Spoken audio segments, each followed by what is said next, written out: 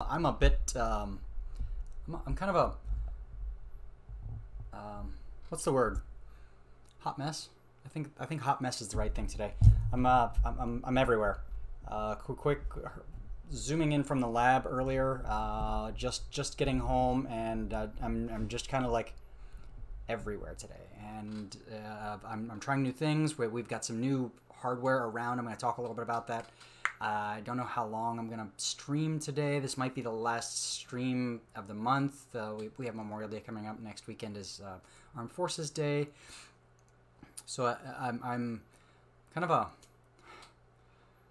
hungry hot mess right now, and just walking in the door from the research lab. So I really wanted to dig into some projects and try some new things. So something I'm trying new today is I have all kinds of different views and scenes and screens set up for each of these scenes, and we're gonna stream a corp copa coppa the big horn with fruit in it. I can't think of the words, so let me back up and pause for a minute so I can chat about this stream. First, I'm the founder of the Lift and Shift Foundation, and as I'm continuing to adjust my camera here, we have a handful of programs that we do, and I when we're not running things here on Twitch, I like to pitch in and add content by doing this founder takeover thing where I work on some of my personal projects, some of the things that will benefit the nonprofit. So I will start that by saying that we are a nonprofit. We do things to kind of support veterans getting into STEM and science and technology. And I'm going to keep opening screens and other stuff while I'm kind of chatting about the nonprofit. I just wanted to get things started and get the stream going. So bear with me for a second. Like I said, I just hopped out of the research lab for the day, so I'm just walking in the door. I was determined to make this stream happen, and I'm gonna open Twitter and I'm gonna live tweet about it while I'm streaming some things. So this is something I want to do to help contribute to our design team, which is something else that we do for veterans and with veterans and volunteers. So our design team is a small group of people that we work together to build things, and mostly it's the programs that this nonprofit runs. So we run a program called Battle of the Bots. It's kind of cool. It's kind of fun. I'm going to play a highlight video during a break so you can see Battle of the Bots, and it's not going to happen today. So I've kind of commandeered the Twitch stream so I can do this founder takeover, and it's something I've done of a little bit in the past. So I'm going to follow up on a project that we're actually halfway through, and it's right there. I'm repurposing an old iron to make a reflow station, basically for soldering together circuit boards. I'm going to solder surface mount circuits to a board, basically. That I have to say that really slow, and I'm saying it the hard way on purpose to slow myself down, because I've been running around all day, and it's been one of those weeks where I've just been running nonstop. So taking the time to say something complicated and something tongue twisting is going to make me process things and slow down. And I dig that, but I also want to check and make sure I have sound. Oh, I do have sound. Okay, cool. Yeah. So these are all the things I do when I butcher when I just hop online and get into this without thinking. But yeah. So here we are. Where I'm gonna recap some of the things that I've done already, and then I'm gonna dive right into editing some gears, and we're gonna throw it on the printer. I have Octoprint. Everything is working today, so this is super cool. I'm very, very excited about all of this. The only thing I can't do is share. I can't do the fancy scene switching because my phone is hooked up to a Microsoft Teams meeting, and I'm going to be sharing the Teams view. I've tried Zoom. I've tried Google Meet, and I've tried Droid Cam on a phone, which works great. But I'll get into all that stuff later. So let's get into. I'm worried that the 3D print is going to take longer than the time I have. I only have a couple hours to do this, so I want to get straight into this project and this 3D print first. That way we can chat about the parts, assemble stuff while we're waiting for the 3D print, and it should like be an hour, I think, for this print. So hopefully that should work out. I tried it Thursday, and it was cool. It was a 40-minute print, so we'll do some recap real quick of this project. You can see up here on the screen there's this iron on my desk right now, and I'm going to switch to the Teams view. So there's Microsoft Teams is set up on my phone. My phone is right here. Hi, how you doing? Right on my desk, and so I can switch. Let's see if that's actually happening. Oh, that's Tinkercad. Cool. Well, we'll go there in a minute, and I'll come back to that. Poof. So here it is. This is an old iron I had, and the iron I had. Yeah. Let's come back and talk to me for a minute. This iron was like a $10 iron from like Target or Walmart or something. I needed an iron to put end caps on laminate countertops, and this was it. This was just the cheap $10 thing I grabbed to do that, which is something you can do. I'm not going to get into it right now, but if you're like home savvy DIY type person, you can go to Home Depot and buy the countertops and the end caps and use an iron to attach them. I think there are better ways to do it, but I was in a jam and needed an iron, so I got it for $10, and here it is. I've never used it again. I don't iron. I don't iron anymore. We used to do it in the military. I used to iron my uniforms all the time, starch them up, nice fancy creases, all that stuff. So I don't know. I just kind of don't do it anymore. But this iron was sitting around, and I've always seen these projects where people take their irons and turn them into reflow stations to kind of like melt solder on circuit boards. I don't have any circuit boards around, but if I were going to take, for example, let's say I was going to take this circuit right here and make it on a circuit board, I could make it very, very small. I could make it the same size as a board like this, right? By putting all these surface mount parts on it. And the surface mount parts are really hard to solder. See, those are tiny compared to this, right? So the thing is, you can't really use a soldering iron for this. You are kind of, you can, but you need a microscope and a really fine tip soldering iron. It can be a bit of a challenge. So I want to build this reflow station so I can make small circuits, small like circuit boards, and it's part of like a process here in that involves laser cutting, trimming stuff so that I can etch circuit boards, and then this is the part where parts get applied to the board, and this is be a long ongoing project. I'll founder Takeover quite a bit to make this thing happen, and where we're at now is I've disassembled this iron. Let's come back to my other view. Poof. Let's make sure I have sound here in this other view. There we go. Yes. Okay, so I've got this iron here, and I a couple weeks ago took it apart, and we took it apart, and here's the parts. Here's the dial, which snaps on here and spins things, and the cover, because I can't really sit this like that. I mean, I can, but it's gonna fall over, so I can't just like leave the iron running like that, because it's there's gonna be things that fall over, and this is the hot surface where I would put a chip like this to kind of like heat up, and all the parts would attach and melt to it. So you can see this is kind of wobbly, right? So I wanted to make a new base for this, something that just sits down. So last time we started designing this, and I printed all the parts. Everything fits together. This is great, but now I need to redesign this gear right here so that it engages here. So let's do this. Let's start taking all these screws out.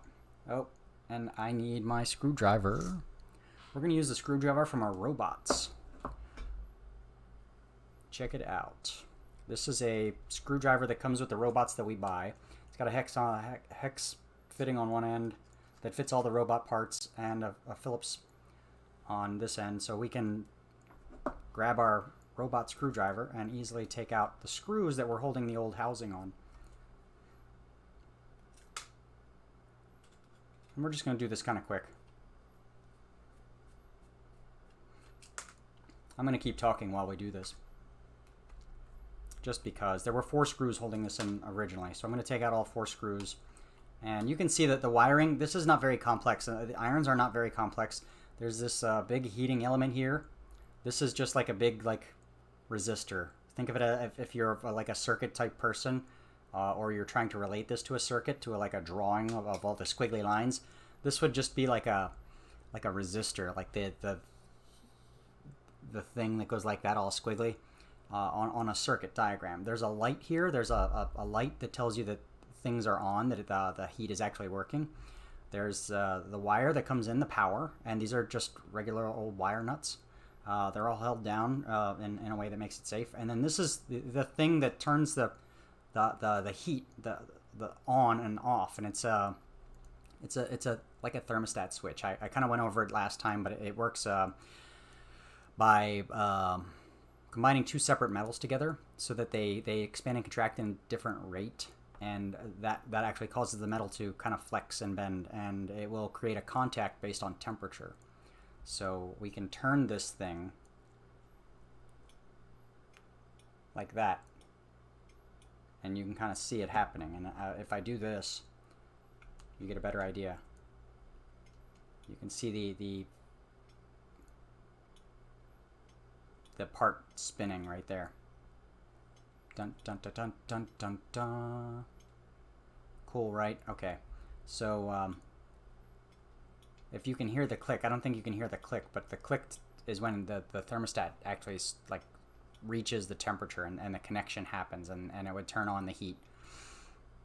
So we need this gear to fit there. So we're gonna do 2 things really quickly. I'm gonna move my keyboard a little more out of the way. We're going to fasten this down just like that.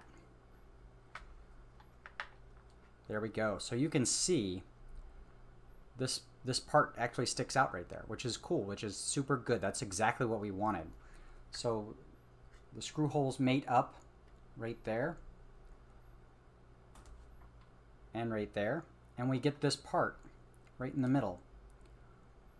So if I were to drop these screws in, that's it. So let's take a measurement of this thing right there. Oh, and this gear actually goes in there and would connect with that. So let's take a measurement of the depth of that, because we need to know how far down it is first. So I'm gonna grab a caliper, and we're gonna measure how far down it is. And I'm gonna do it this way. I'm gonna place the caliper in like that and use the fancy end of the caliper, and say that is 3¼ millimeters deep. So we need our gear to be taller than 3.25 millimeters so that it catches this little button type thing, right? So that's step 1. So let's make sure we're doing that part, right? And this gear is made to actually sit up high like this. So we're gonna test this and make sure it sits up more than 3.25 millimeters. Ready? We're gonna do the same thing.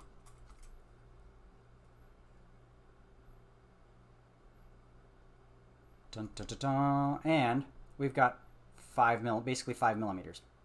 So we've got a 5 millimeter thing, so this is almost 2 millimeters of grab that we can catch with this. So we don't need to raise this. We don't need to increase the size of this part right here, this gear. So we are good there. Now we need to figure, oh, here I am busting up stuff. We need to figure out how to create an opening in our gear that fits this. So we're gonna measure a little bit here, and we're gonna say that this looks round. A 5.75 5.5. Um, 5 point. We can go 6 it's about 6 millimeters because it's a weird shape, right? It's got this like egg shape. So let's go with like a 6 millimeter hole. Like that. Yeah. And actually we should probably shape this hole first before we add it. And we're gonna do it in Tinkercad. I'm not gonna do like the normal like here's how we use Tinkercad type thing first. I'm gonna say that this is 3.75 ish millimeters right there. So we can make this a 4 millimeter by 6 millimeter rectangle, basically, and drop it in 2 millimeters into our gear. I'm gonna forget all those numbers because I've been running all day, but let's go to Tinkercad. Let's go to Tinkercad right now and let's do this and let's make this gear work. I said 4x6x2, right? So let's hop into Tinkercad. First, I'm gonna share my Tinkercad screen with you. Here's the whole scenario, the whole setup. Here's how it should look. I've designed this already. So let's take this thing out. Let's flip it over 180 degrees. And let's grab our box. We're going to do this. We're going to make this, what did I say, 4x6 millimeters. And we need to make sure that it's 2 millimeters deep. So I'm going to, this is 6.6 millimeters tall. So I'm going to raise this up to 4.6 millimeters. Right here. 4.6 millimeters. And we're going to drop this right in there. I'm going to grab those parts. We're going to zoom in on them. I'm going to center them here, like that, and add them. Dun, dun, dun, dun. Now we've got this little 2 millimeter divot in our gear, or 4x6 millimeter divot in our gear. Perfect, right? Should be. I gave like a quarter of a millimeter gap on all around, right? So this is the part where maybe I'll take a razor knife to it if it doesn't work out right. We did this fairly quick. I'm going to throw this on the 3D printer right now, and while it's printing, we can chat about stuff. So I'm going to export this super fast. Export. Actually, what we're going to do is we're going to... Yeah, we will. We'll export this just like that. I'm going to throw it in Cura, because Cura is what's open. And you can't see the Cura part.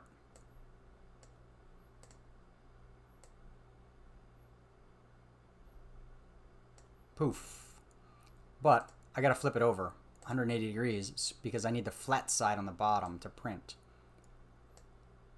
So there we go. We're printing this in Cura.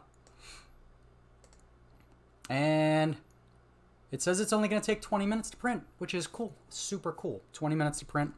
I'm going to save it to a disk. I'm going to save it to my desktop.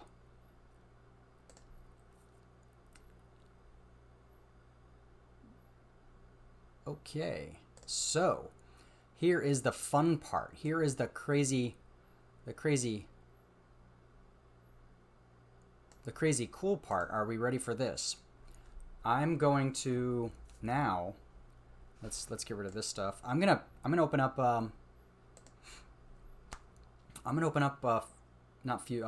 Octoprint. Octoprint is something that's actually running on the phone I use as a camera, and I can finally share Octoprint with everyone because I've got several cameras running here. I've got three different cameras running. So I think what I can do is go to Firefox. Nope.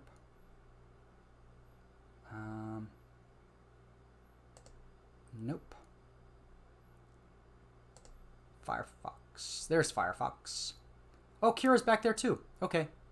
I did not realize I had Kira back there. Let's see if I can turn off Firefox also. There's Cura. Okay, so I could have shown you that it's super easy. Cura was already all set up. I've been printing stuff all week in PetG. So there's Cura. I just saved it to my desktop. I'm actually going to drop this stuff in Tinkercad or in Octoprint right now. So let me switch views to Octoprint. Dun, da, da, da. And what view do I have this on? Oh, the mesh mixer. I should just not do that. Yeah, we'll turn that off. How about that? Because that's distracting, and this is the only time I'm going to use that. So let's check out Octoprint right here. So this is Octoprint, and I'm going to get this print started, and we can talk about Octoprint because I have never showed anyone Octoprint.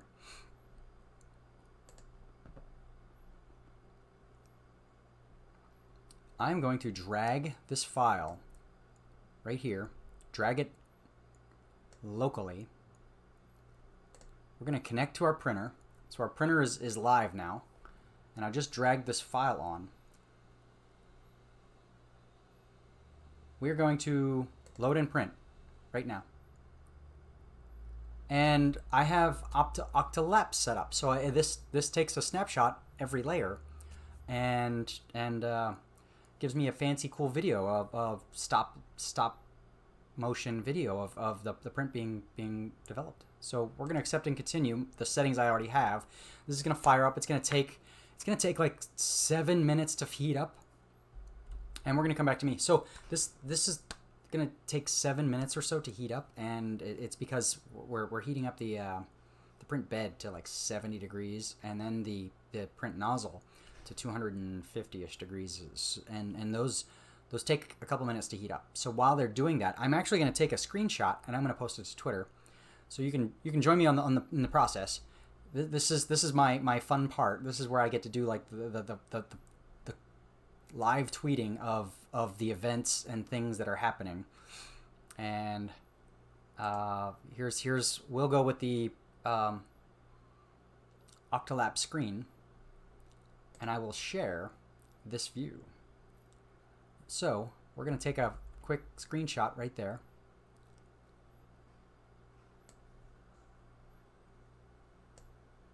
Dun, dun, dun. I use the screen grab tool on Windows, and I will take this over to Twitter. Ready? Are we ready for this? And I'm going to live tweet about it right now. So we're going to go to our profile. It's already open, so kind of cool.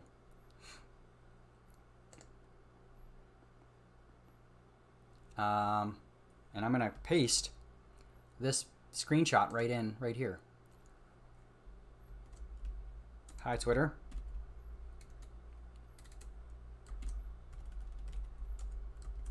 I'm over on Twitch sharing my Octoprint setup while we print a gear. While we start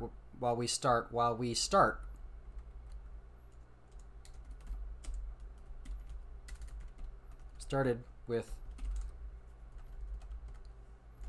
printing a gear for my project. Join us for the PetG results. Twitch.tv/we lift and shift.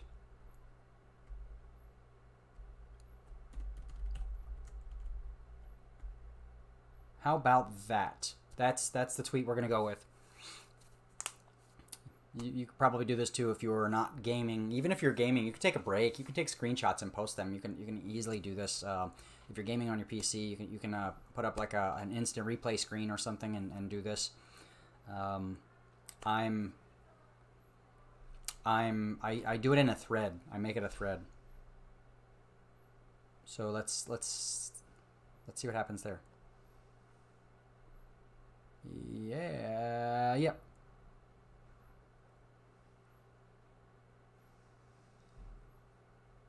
There we go. Poof. There. So we'll leave that there, and I'll come back to it. We'll do a little chat. Oh, that's cool. That's a cool thing. That worked out well. Okay, cool. All right. So let's check out our Octoprint progress. You can see here.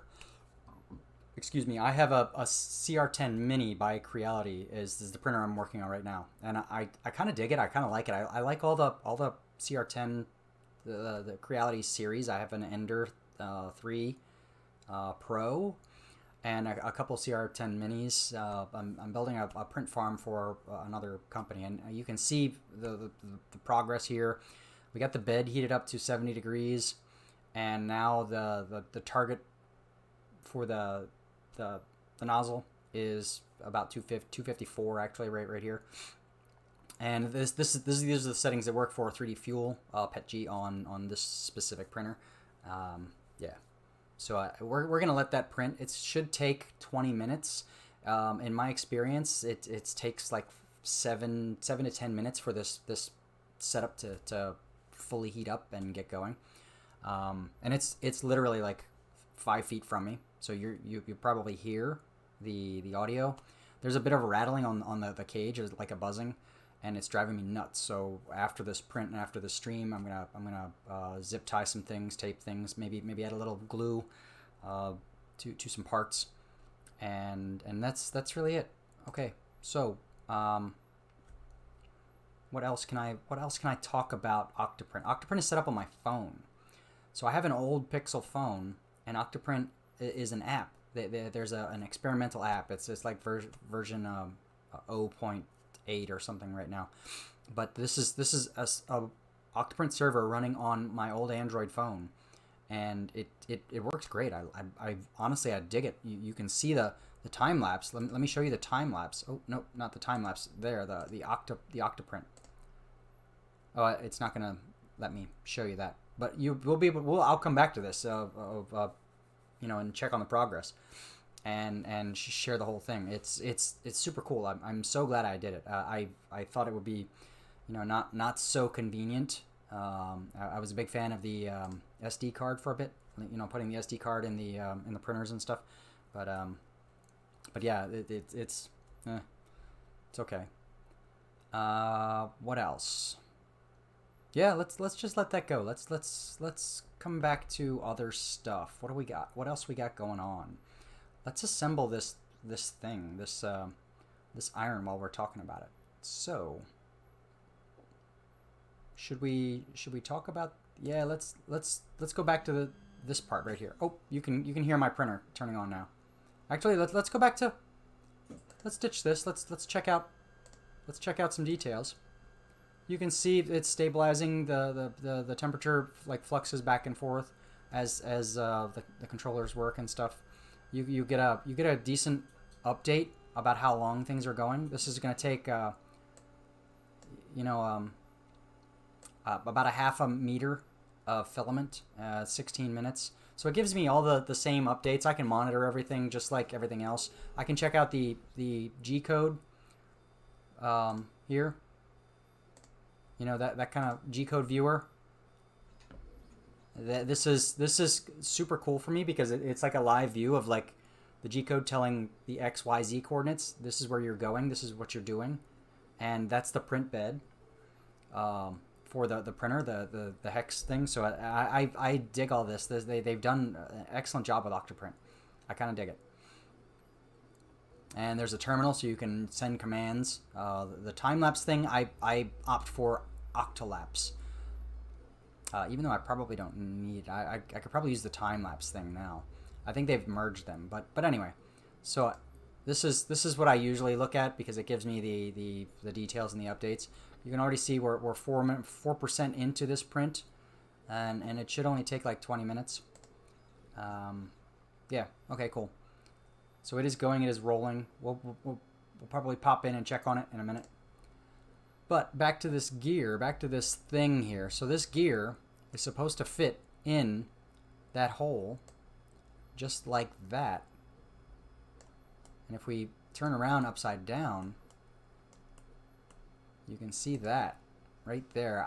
What I should have added is another ring around this print. And I should have done this. What I should have done is hide that and add another, like you can see the gears right here are meant to be raised and lowered. So what I should have done is added another ring around this.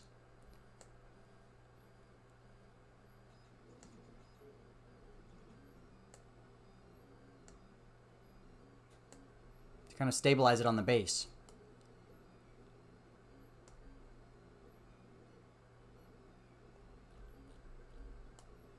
And this is where my design is flawed. Because I was in a hurry.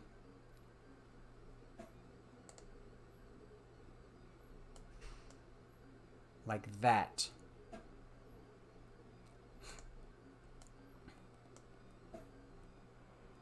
And I should have lifted this up.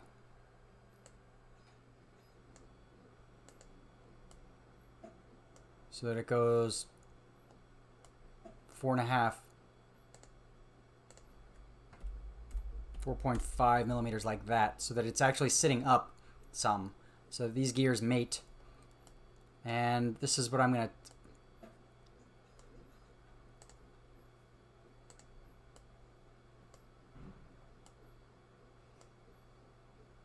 I'm going to kind of do this.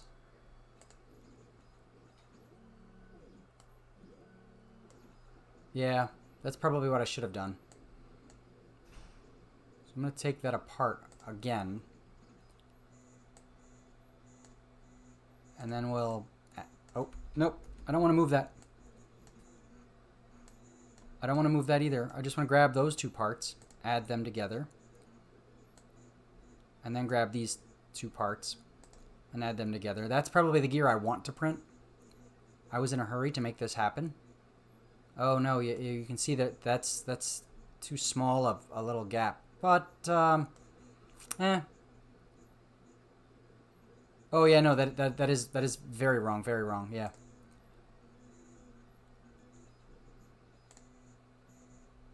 We'll back up again because this has to lower this whole thing has to lower. So we probably do want this just to be 4 millimeters like that.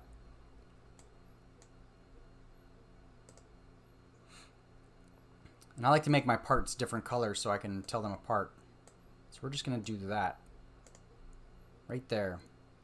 That's probably the gear we want. And then we want to lower this. Just like that. Right there, actually. Yeah, that works. That's probably the gear we want. So we've got 20 minutes. We can actually do more printing in a second. I can come back to this.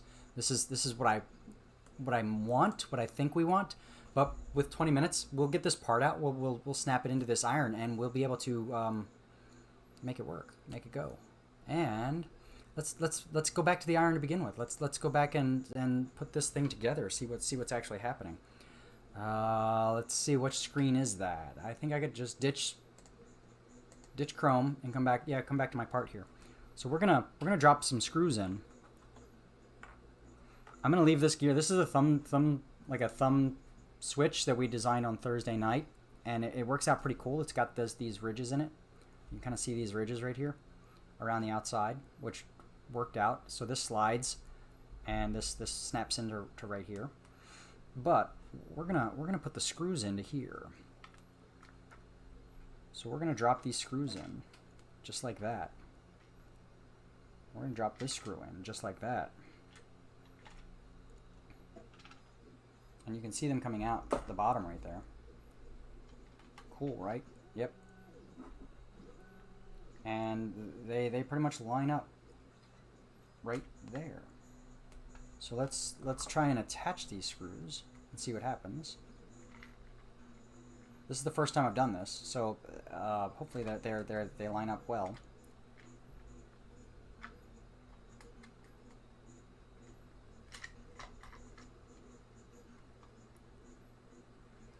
and I'm struggling. There's one screw attached. So I only did the screw holes for the bottom ends. There are 4 screws in this part, and I might be off by just a little bit on this one, this mount. That's what it looks like. I think you can kind of see that. Oh no, it just needs to be pushed over a bit. Yep.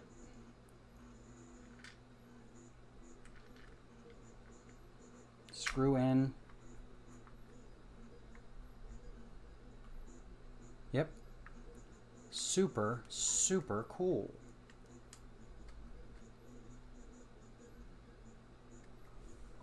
So now my iron sits down flat, just like that. And that's perfect. That's what I wanted to do. There's a bit of a bounce right here. You can see there's a bit of a bounce right here. So I need posts right here to connect those screws, just like I have posts here to connect these screws.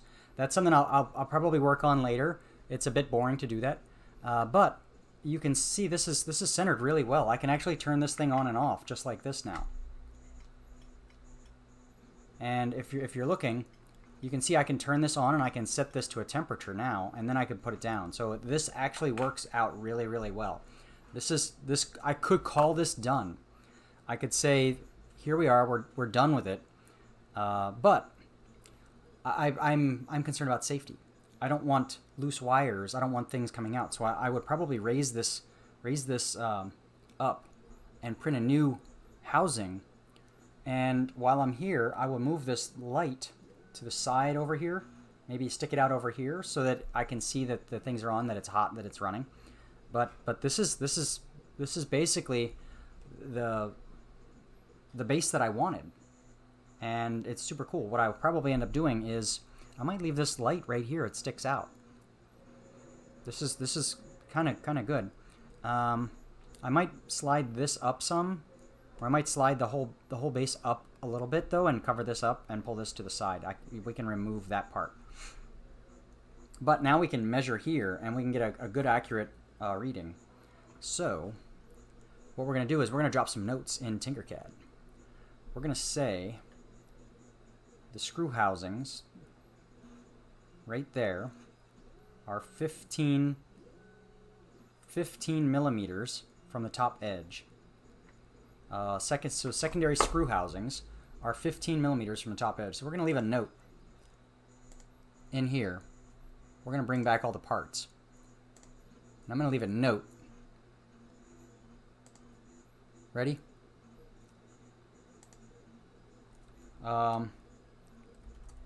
Secondary screw posts, 15 millimeters from top edge. There we go. So we basically want to duplicate these screw holes and move them up to the top.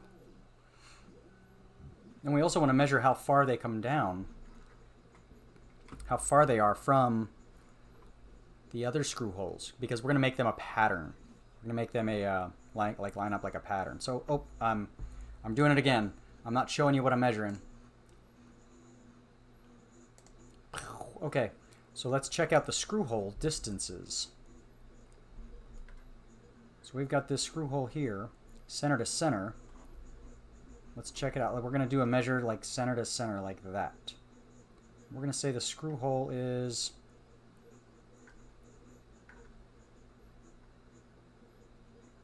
87 millimeters. All right, we'll do 87 millimeters. And 87, and we'll go back to say 87 millimeters. And 87 millimeters from primary posts. Very cool, right? And how far apart are they? How far apart are these bad boys? Let's measure. Let's come back. I need a button to change that, so I don't need to keep clicking on stuff. Okay, so here are the posts, right?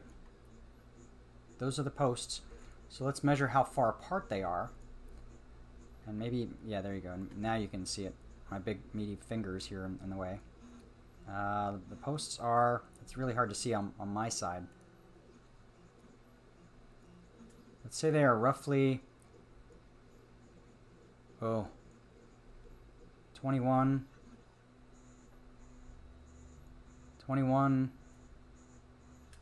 Let's measure it this way. Let's do this. Maybe I can see better that way. Center. And center. We'll do 21 millimeters distance between them. Center to center. I'm measuring center to center. And 21 millimeters apart, center to center.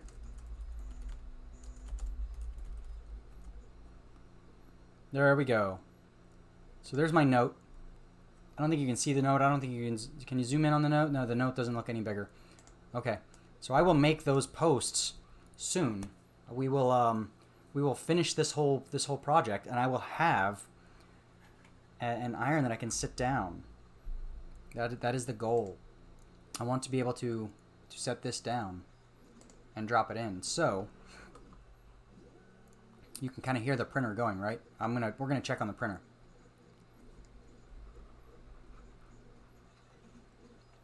And let's see if I can move that up, right? Oh yes, that's a good view right there. Okay, cool. All right. So right now this gear doesn't spin anything. Right now this gear is just like loose. It's just there. It's not. I can't change the temperature with it. And what I hope to be able to do, let's take this apart in anticipation for the new gear, right? Because the new gear is going to be here in just like. Well, let's check. The new gear is going to be here in.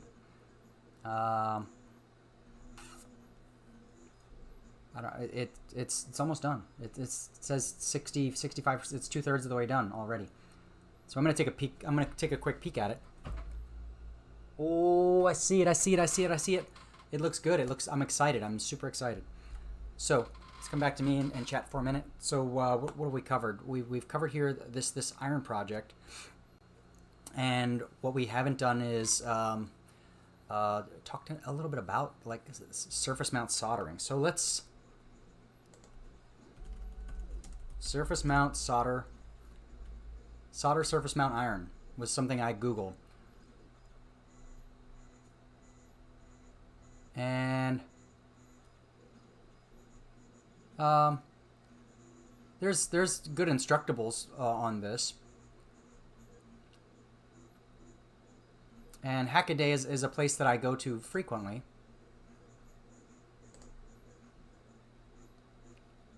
And this is kind of a nightmare, right? Right there.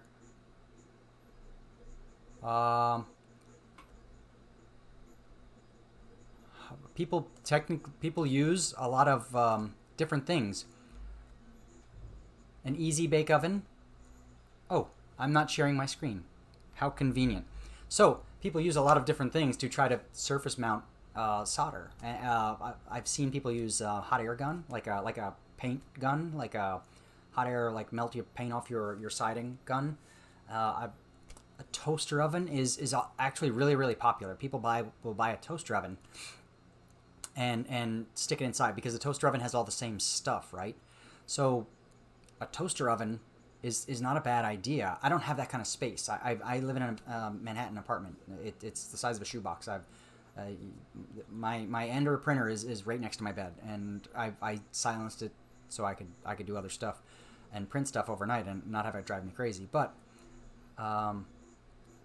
here's people use halogen lamps. You know the big lamps that you use for like lighting with your painter or something. That they put off a good amount of heat. You can use those to solder stuff together. Yeah, there's the toaster oven that I mentioned, right? And it's got this crazy setup on it. Commercial reflow ovens, and that is the lamp, like I mentioned, like a $10 halogen lamp that puts off a lot of heat. Excuse me. So what I don't see here, and there's two pictures. If I click on this and open it up right there, this is going to give us the picture. You can see two different. Let's open this image in a new tab. I want to show this image very, very quickly. Oh, and I can't zoom in on it. Can I? So this is two different pictures right there. There's the hot plate on top and the oven on the bottom, which is kind of funny. But we're kind of making the hot plate. Okay, but anyway, that is what I used to do. This is what I used to do, and it drives me crazy. I made a few boards with this type of setup. I have the microscope, or I'm sorry, the magnifying glass right here all set up, and arms and things set up. And after making like 5 boards in one day, I realized I was gonna go blind and crazy. So this is where the project kind of came from. But yeah, so let's get back to my board here, and we can or my oven,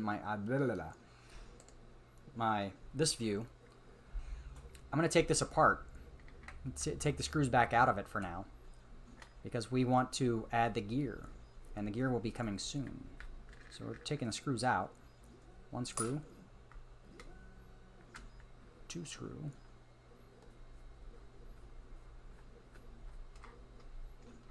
there we go. See, I did pretty good on the screw holes. And what we want is this thing to be engaged here so that we can turn this on and off. We want this gear to actually turn the other gear so that we can turn the thermostat without having to ever flip it over like that. That way I can just use it as a base. So while I'm looking at this, how else would I shift this around? I would probably move these back another. Let's measure. Let's measure the distance there. What is that distance? That distance from end to end is about 4 millimeters right there. It's about a 4 millimeter gap between the end of here and the end of here. And this part is, oh, and while we're doing this, let's measure the back. Yeah, the back is about 4 millimeters also. So I could shift these screw hole mounts 4 millimeters back.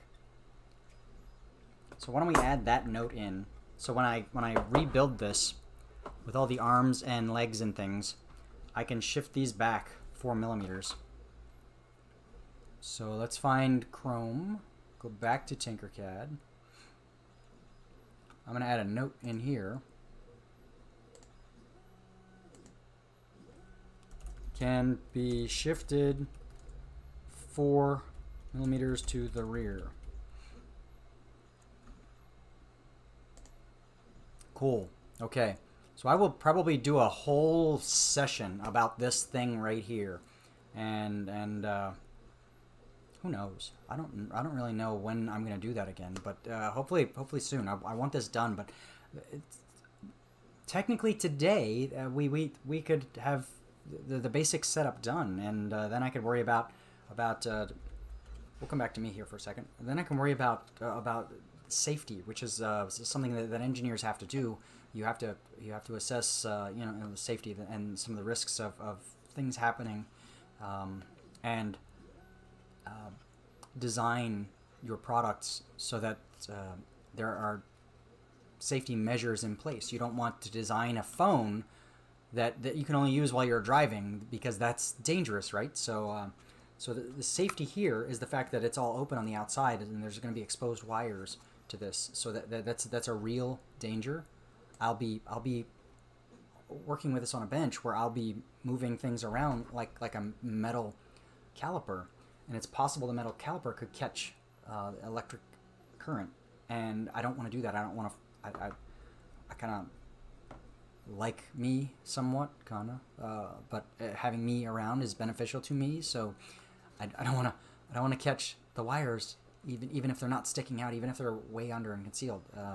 The chance of catching the wires is there, and it's a chance that we can eliminate by making this taller, and I'll possibly add some like weather stripping foam to the edge of this. To be honest, I like weather stripping. I think weather stripping is a good feature to have. Oh, I'm also noticing there's a lip on this side I can kind of take off. You can see it right there. There's a lip on this side that is not on that side. Oh, do you hear that? That's the part.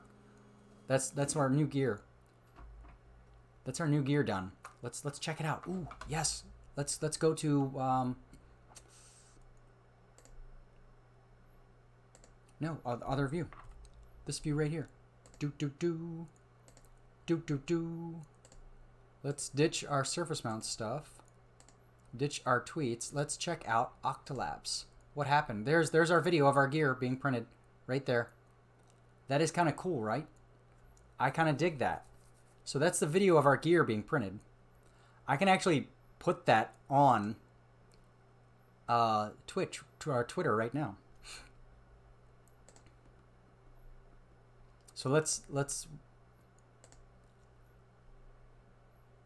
never mind. I can't, I don't have time for that. But let's do this. Let's open this. There's a video it says the video is rendering right now. So let's let the video render, and we're also going to let the part cool. So it's on a glass. You can see it's on a glass, right? So the glass and the PETG cool at different rates. So let's go back to while the video is rendering. Let's check out the temperature here. So we want the temperature to drop. And we want that blue line, that blue line down there to drop and get to a place where it's much cooler, because then the glass and the plastic cool at different rates, and I don't struggle to pull the part off the printer. Excuse me again. Wow. Okay, so there's a great benefit in waiting 5 minutes for the part to cool so that we can pull it off the bed. So we're going to do that. We're going to wait the 5 minutes for it to come off the bed, and then we're going to put together our scenario. So check it out. So that is Twitter, and what we're going to do is we're going to go to the video part. I'm going to download this video right there, and I'm going to open it up, and we're going to tweet about it.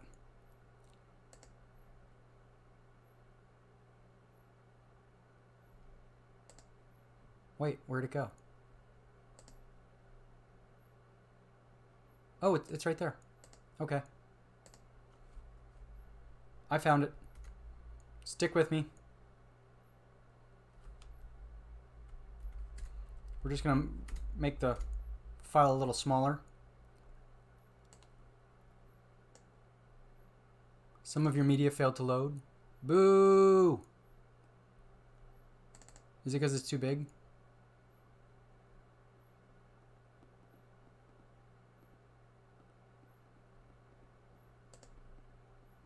Possibly. So maybe we can't do that. Maybe that's something I can't do on this stream. You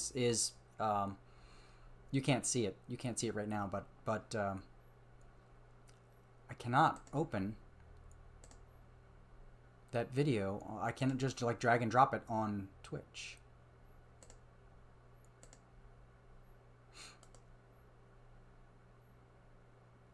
Which is sad. Maybe I can drag and drop it right here. Nope. Okay, so that's probably a good reason why. Some of our media failed to load. Okay. We will not do that. We will not be doing that. Oh, maybe, no, I can't do that either. I was trying to think of options. Ways to make that happen. So we can't share the video, which is disappointing to me because that would have been super cool, right? Yeah. But we can share it here just like that. Check it out. Dun dun dun. We can change file formats. I think we can make a GIF out of it.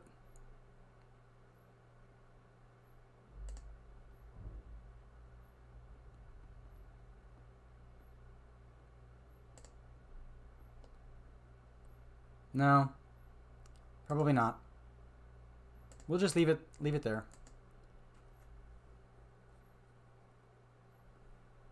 But this is the thing, the very cool Octoprint and Octolapse, which does all this stuff with FFmpeg and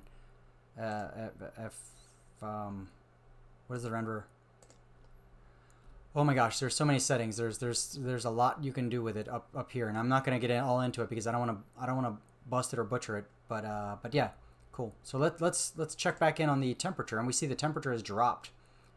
The bed temperature is now 20 degrees lower. It was 70 degrees earlier, and now it's down to 50.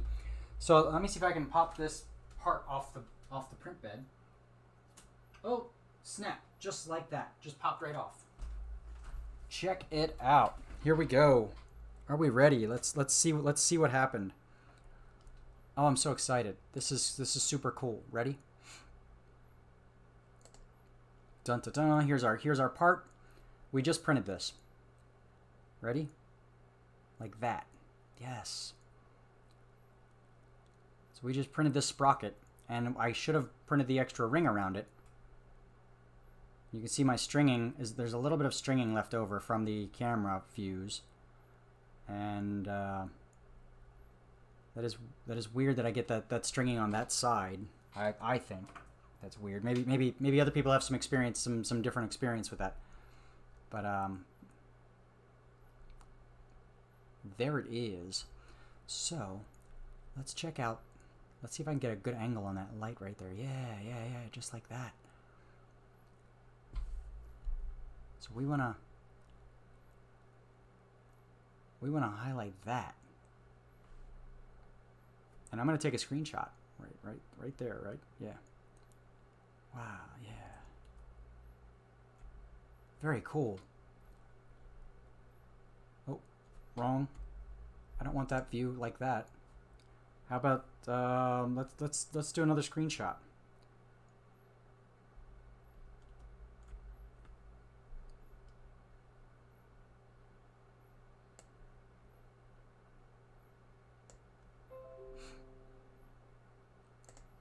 And check it out. So I'm using these screen grab. We're gonna go back.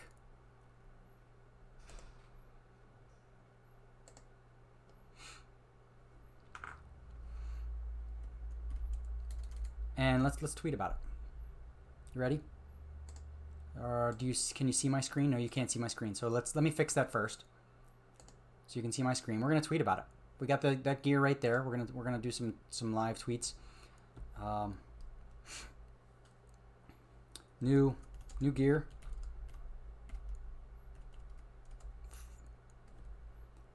Fresh off the Creality CR10 3D printer. This was a 20-minute print in PETG.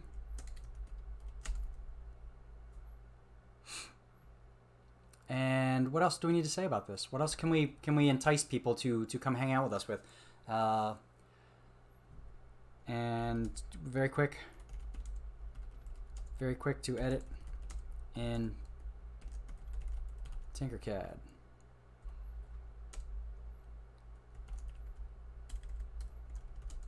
Now we'll start gear assembly.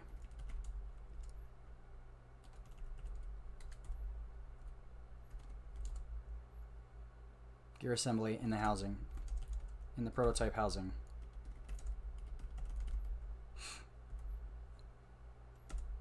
And there we go. Twitch.tv/we lift and shift.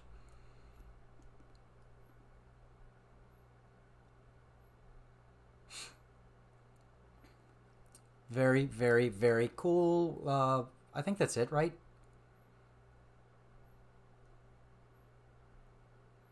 This was a 20-minute print in PETG, very quick to edit in Tinkercad. Now we'll start gear assembly in a prototype housing.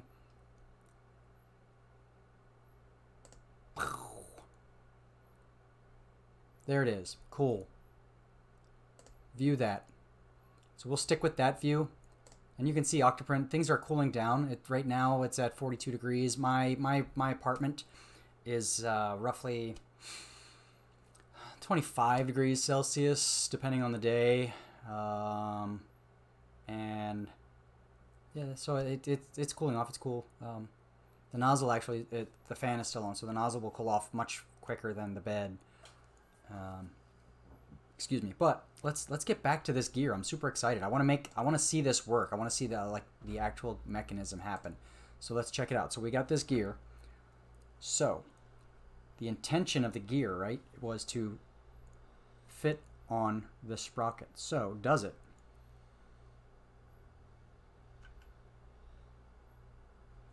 No.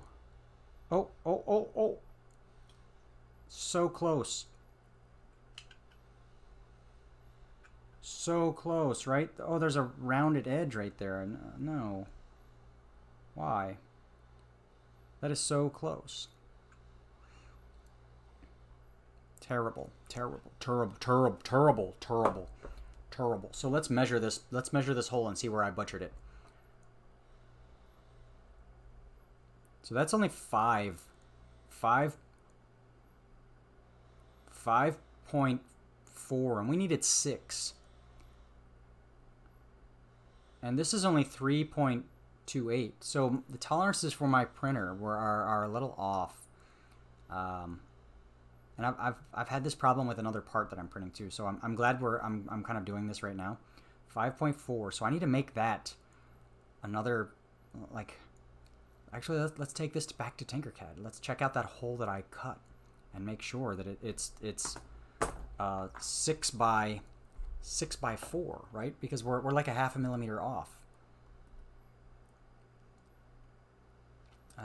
Let's go back to Chrome.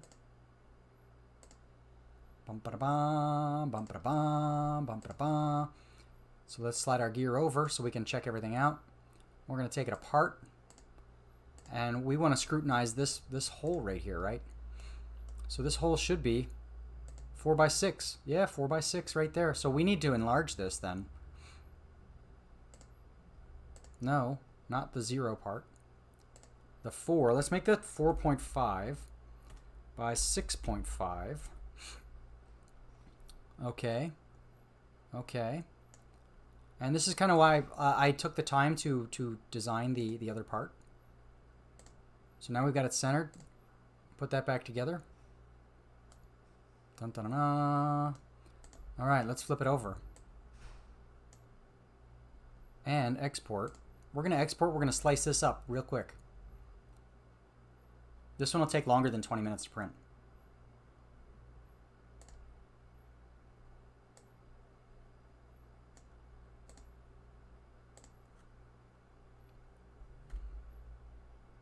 Okay, and you can't see my slicer right now because I turned it off. This is going to take 21 minutes to print. So we're going to do... I'm going to change the file name real quick. And we're going to drop it right back in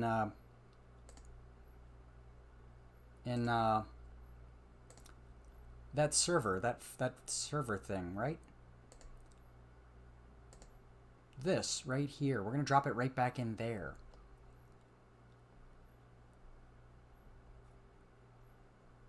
I'm looking for it. I'm looking for the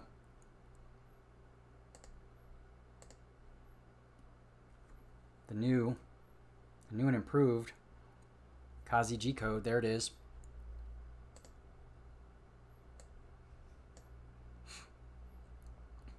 So we've got this new Kazi G code. Let's get it set up. Let's get it set up and going. Right there, we got a snapshot view. We're gonna print another gear right now, and we're gonna get this going. We're gonna make this happen today. I could probably take a knife to this. I'll turn off my little burr. I could probably take a knife to this, like a utility knife, like this. And this is something that I will do occasionally, is like cut this here. I'm not going to do that today.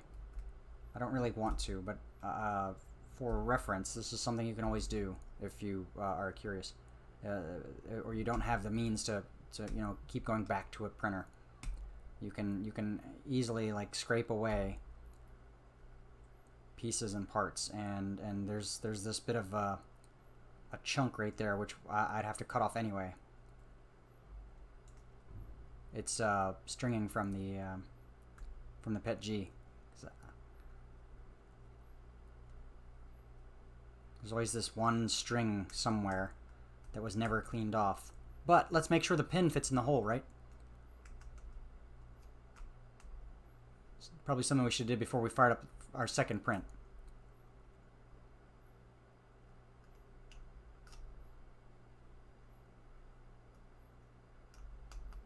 Right there. Okay, cool. So this gear should work by doing this. Let's put the cover back on this knife. Go time. So this gear should work. You should be able to see it work now, just like that.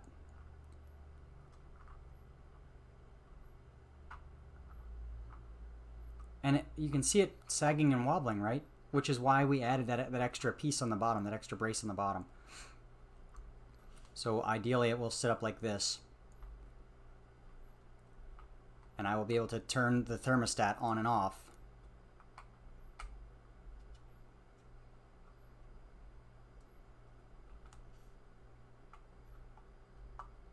Just like that. So while it's sitting down. So I'm not gonna do any more modeling today about the hi, hey, how you doing? I'm not gonna do any more modeling today about the frame and the base and things. We're gonna wait for this print to come off the printer. We're gonna wait for this new gear to come off the printer, and we're gonna set this up. And I'm gonna plug it in, get it hot, get it going, and see this thing actually work. This is what I'm excited to do today, because once I can use it, once I can do stuff with it, I can always improve it later. But I really want to start building circuits, and I think that means I'm gonna take a 5-minute break, go potty, grab a drink, and we will come back to this chat about assembling this part and plugging it in and getting it all hot and bothered and stuff. How about that? How's that sound? So while we're waiting for everything else to turn on, I'm gonna do some cleaning on my desk here. You can actually see that. Let's come back to that. Yeah. So there's all these chunks of Pet G right there. We're gonna toss those. I will probably never use this again, right? This came in here and did that, and it went on this fancy thing here. So this was not a very fancy contraption, right? This was the product that they designed for Walmart or Target or wherever to make this a $10 iron. It's just a piece of plastic and it just spins like that, right? That's not very complicated. It's not very technical. It's just a notch. It's just 2 notches, a slot and a tab. Just like that. Cool. All right. And you can spin it either way like that. Yeah. And it just goes down into the handle right there. And it would turn the thermostat on and off for this iron. I'm never going to use the heat. You can see, I don't know what these clear lights are for, but there's water that goes in the iron because it's an iron. So all of this you can see the water and stuff inside of it, that kind of stuff. I'm probably never ever going to use any of this again. I'll probably chuck this. In fact, I'm just keeping it around so I can show like the before and after. But yeah, so this was to wrap the cord, fancy feature to wrap the cord all up, and this was the light, so you could see the light actually shining when the power is on. This was the outlet for the power cord, and we'll probably recreate something like this for our base. For this thing, right? Yeah. So our outlet now will be on the other side. So we'll probably put an outlet over here as I raise this thing up and move these all the pattern back, basically. And I'm itching my face. But so let me come back and talk about me for a minute because well, I've got time to kill, right? I've got 20 minutes, another 25 minutes before that print comes off. So usually on Saturdays we try to do this Battle of the Bots thing online, and you can hear the printer going. You can hear that. It's actually not as loud today. There was like a vibration in the nozzle housing yesterday that was driving me crazy. But yeah, so about this Battle of the Bots thing that you see up there is this robot thing that we do to kind of connect with veterans and connect with their families and give them something, family oriented to do, and something that's fun in a technical way, but not really with any prerequisites as far as skills are concerned.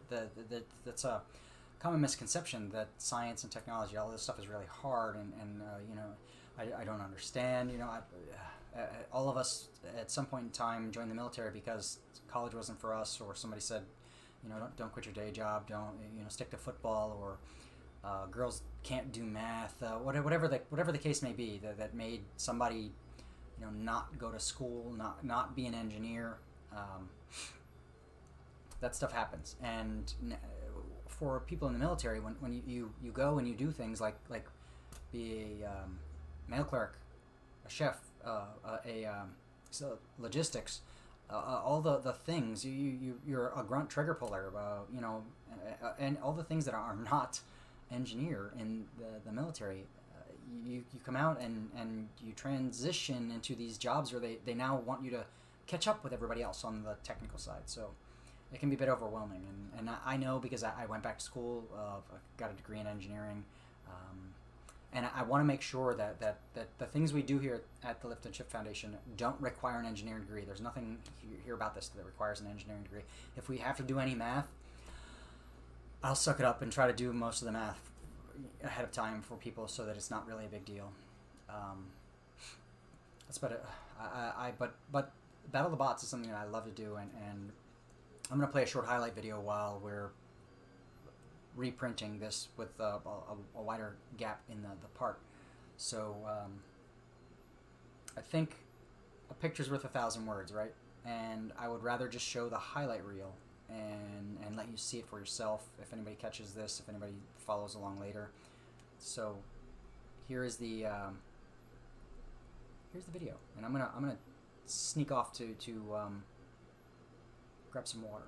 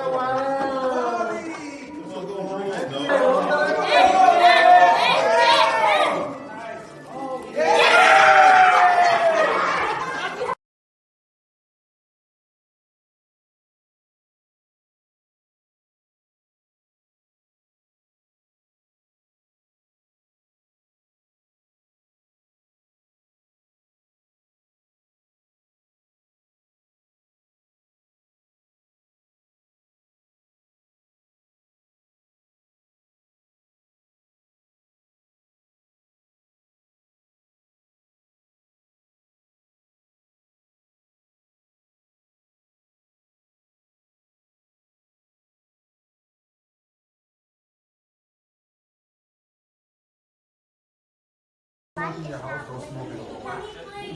You know what I mean? Like, walk For this side.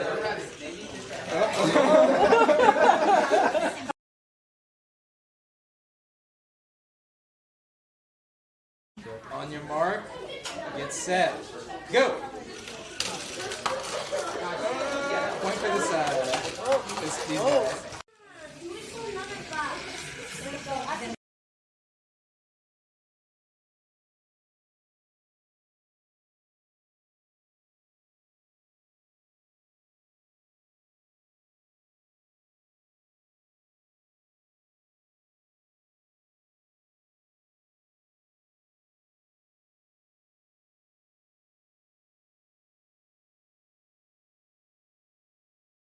Let's go. Have at it. Oh. Oh, and they're struggling. But they're not giving up. It's still a fight. It's still a fight. It's still a fight. What are they? There he is. So, yeah. Oh, who got it? Who got it?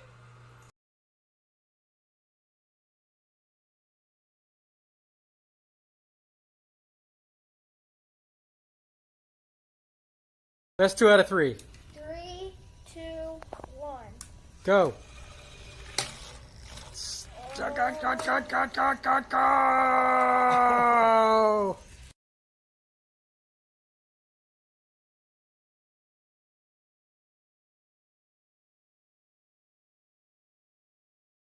Have at it. Oh! 2 batteries down. I think that might be a draw. Yeah, I'm gonna call that one a draw. That was hysterical.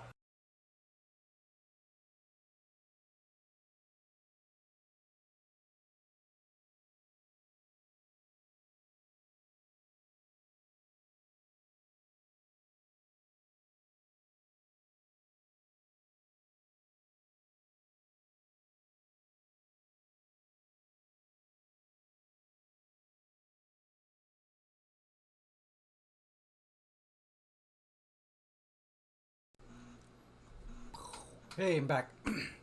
Quick break. I cut off the thank you video, partially because I spelled Wounded Warrior Project wrong. And I didn't spell it wrong, but it looked spelled wrong. So I went back and changed it and made it wrong. Because, well, I'm a genius. Anyway, we're gonna check in on this print and see how the print is going, and we may just hop into Tinkercad and do some of the edits that I was mentioning earlier to my housing, so that I can use this better. Maybe I'll print a new housing and put everything back the other way. So let's check in on my print here. See, it's about a third of the way done. It's got about 10 minutes left, so we've got about 15 minutes to spare. So what I'm going to do is let's hop into Tinkercad. First, let's do that. Okay, I'm going to go back to Tinkercad, and let's start doing some of these notes that I took earlier. So let's check it out. Let's see. I wanted to make those posts, more of those posts. So I'm gonna grab those posts actually,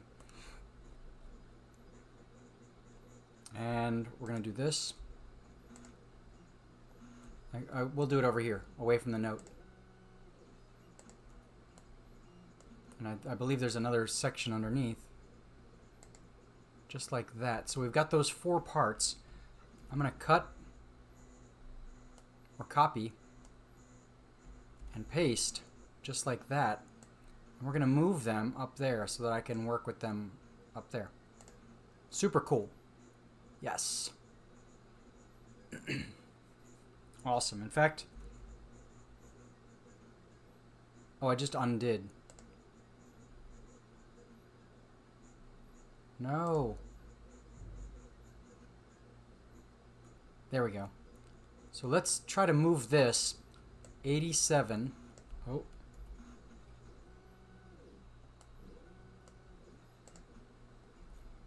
I'm butchering everything right now, by the way. Let's try to move that 87 millimeters. So that's what I said the note was, right? 87. Like that, those 4 parts. Let's try to move that 87. Let's move it up 87 like that. Excellent. I need to undo all of this though. I want to put it all back together because I butchered I cheated. I used a feature where you double click like that. Yeah. And that's cool and all because I want to grab a specific part off of this. But because I cheated and I used the undo, it butchered it. Copy paste. There we go. Let's move this group up 87 like that. Now if I click away, everything's put back, and that is 87 millimeters away. So let's see this note. Yep, it was 87 millimeters apart, and then 21 millimeters apart, center to center, for those posts. These posts are higher; they're taller than the other part. So I'm gonna cheat. I'm gonna make a 15 millimeter block.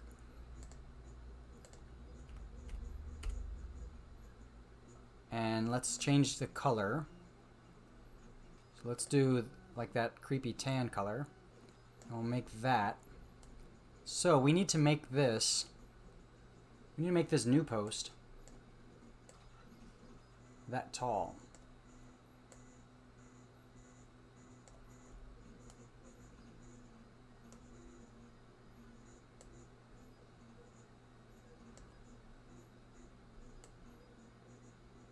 Bring it back here, you. Where are you going? Why are you doing that? Why would you do that to me? Okay, so the edge is 10 millimeters, so we need to make this 25 millimeters tall. Super. So let's first make that 30. Like that. Let's make this. Can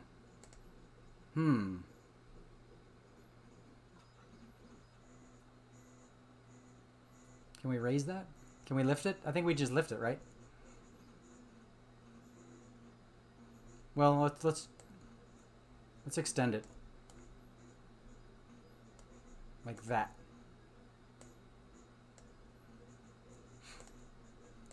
Now let's see if it gives us the height.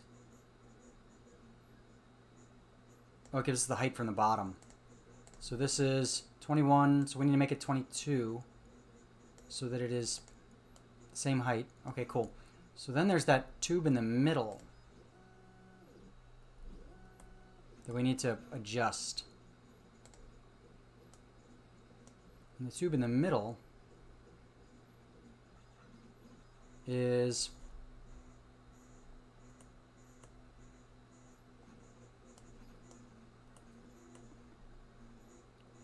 .15 millimeters.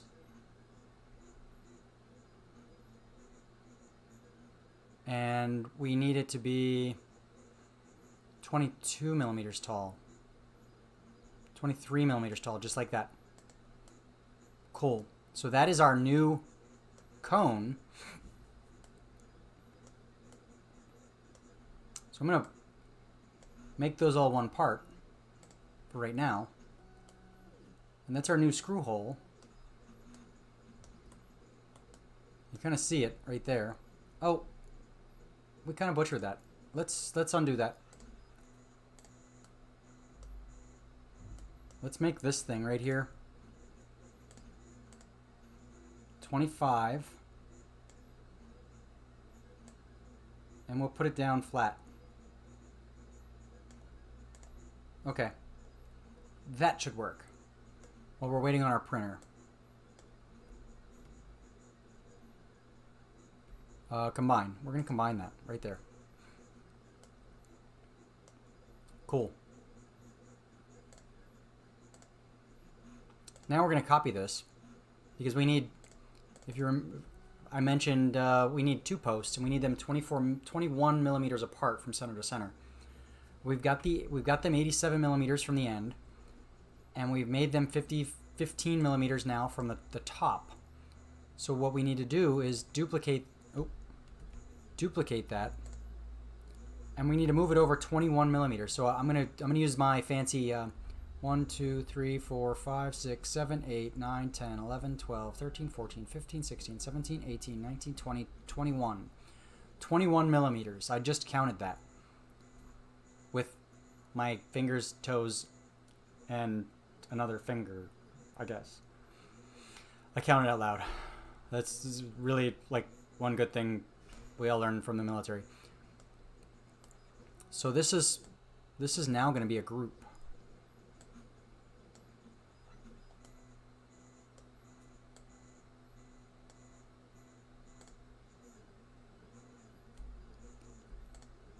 Like that. We're going to group those right there. So now I've got this problem where I don't think this is going to fit on my model. See? At 87 millimeters, it doesn't match. It doesn't line up. Right? So what am I going to do with that?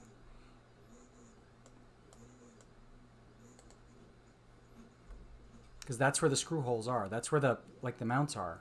So that is like legitimately a problem.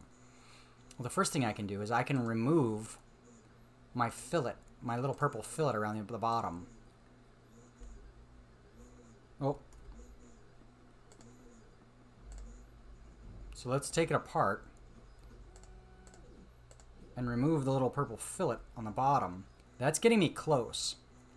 Those screw holes are now close. And maybe the thing here is that I don't use the screws to actually mount the screw holes in.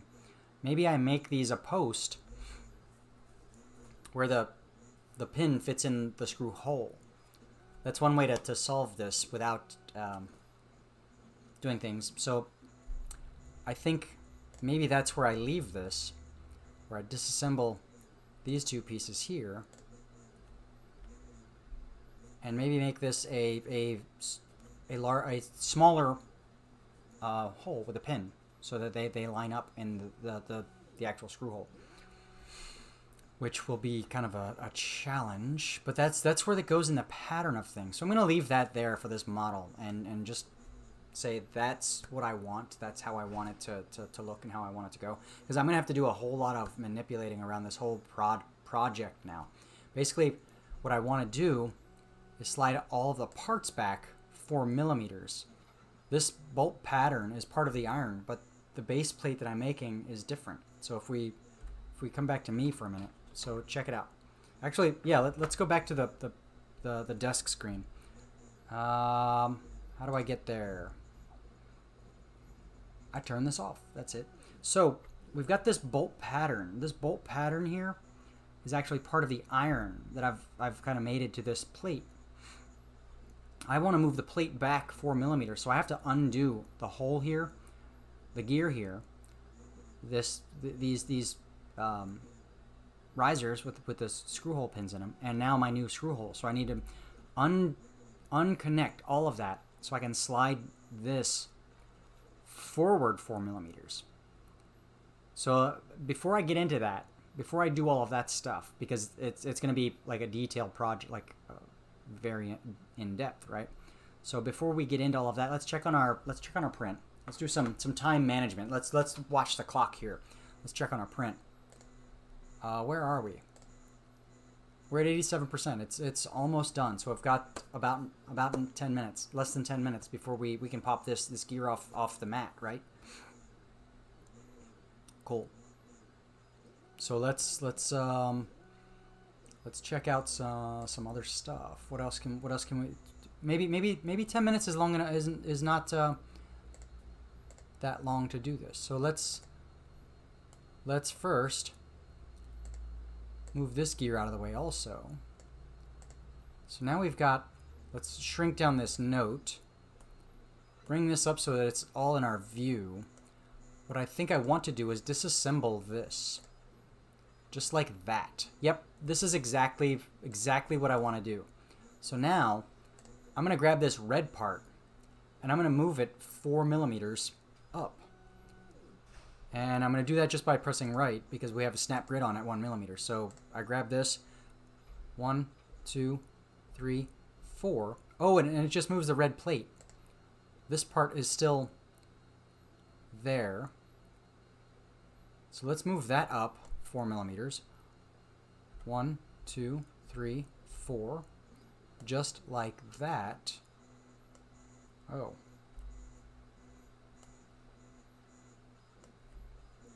Let's not move stuff.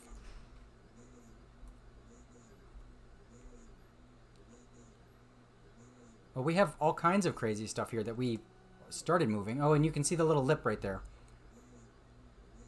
So let's do this. Let's grab. I realize now that there are extra parts there. That's actually 3 different shapes. So let me fix my lip here too while I'm doing this. 80 and 130. So let's make that like 80.5. Oh, maybe not. 81. Just like that. Oh, now the lip is on the outside. Cool. Super, super, super cool. Oh, or maybe...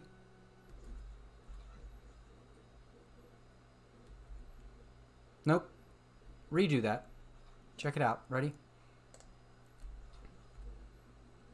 That is lined up now. That is actually lined up the way it's supposed to be. So let's grab that lip right there. There we go. There. That's all lined up together. Those are all the 3 parts of this. So I'm going to grab those 3 parts. We're going to combine them into one part now. Now I'm going to move this whole red assembly, the base, my new base.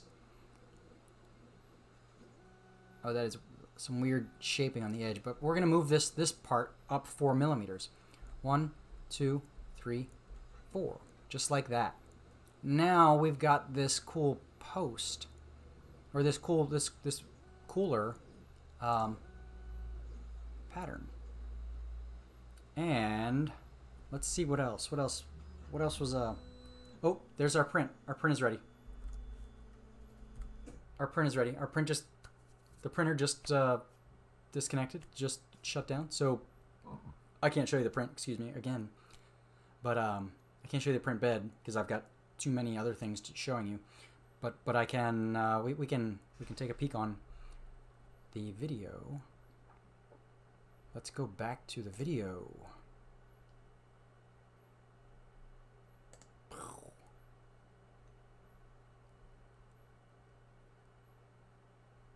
Let's lose this view. Let's lose that view. Yep, now we're back.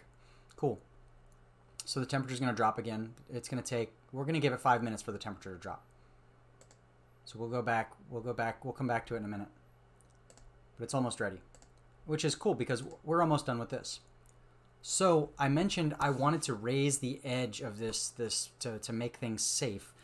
So if we come back to my part, my base right here. So we want to raise this part outside. We want to raise it up. So let's piece these together and see just how far that distance is right there, right? Because we eventually want this thing all covered up.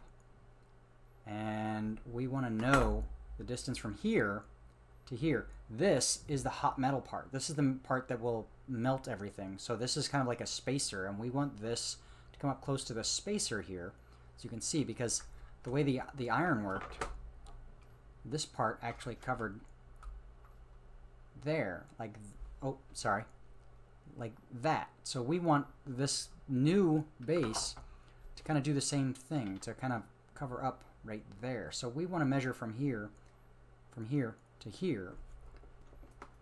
So let's grab our caliper and see how high we're going to have to raise this. We're going to have to raise this. We're going to do it right at the bolt hole so we get a good number.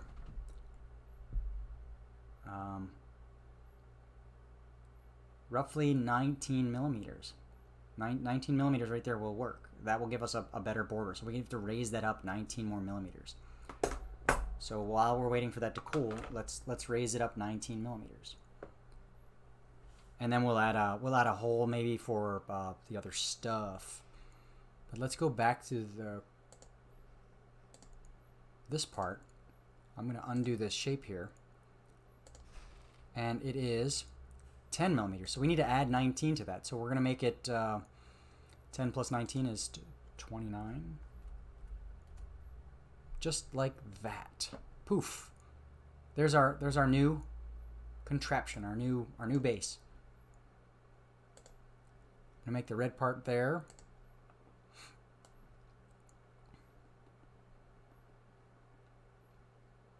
And do we want this space here to be so big? I think maybe not. Maybe we drop this down like that. Right? We need the part to fit in, but we need the... So we need... Let me come back to the other screen. I should set up more hotkeys. So we need this part to be able to seat in here, but we also need it like room for the pin to actually come in and out. So we need at least this far right here. So let's pull this up as high as we need it to go, so that we can actually get it like on like that. So that is the gap that we need. So we need basically a 12 millimeters. About we could go with 11. We could go with 11, like an 11 millimeter space. Sure. 11, 12, something like that, to get this to snap on and actually like put together. So let's go with 11. Let's go back.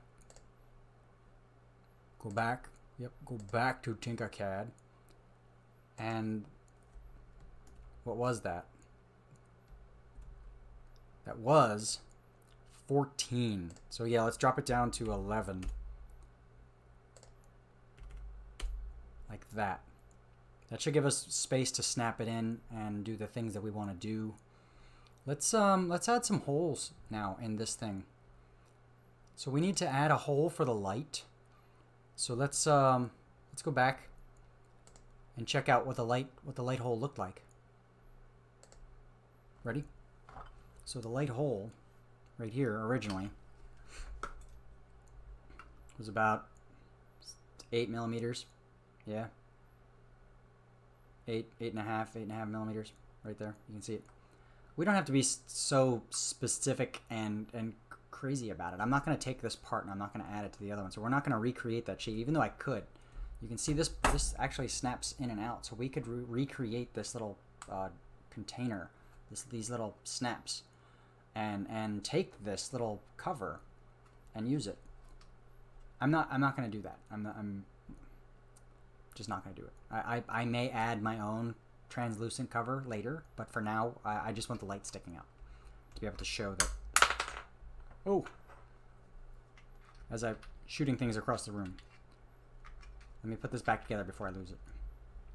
There we go. That's actually how it fit before. So, we want something like that size, right? 5 millimeters. Easy, yeah. 6 millimeters. So we'll go with like 6-7 millimeter hole on one side. We'll do it the same side as the light. So let's grab that. Let's crank the sides up so it's smooth. Let's do 6 millimeters by 6 millimeters. Turn it 90 degrees. Bring it right in there. Do we want this?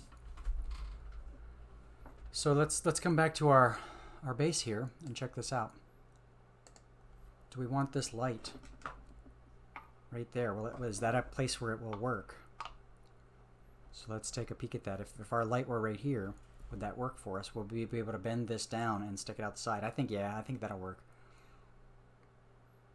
We may just stick the bulb kind of out a little bit up here. That way, if it's this square edge, you can see the bulb. I have issues, like safety issues with that, so maybe not. But we'll try it out. We'll try out the little hole and stick the light like right up against it. See how that works. So we'll do like a 5mm hole right here.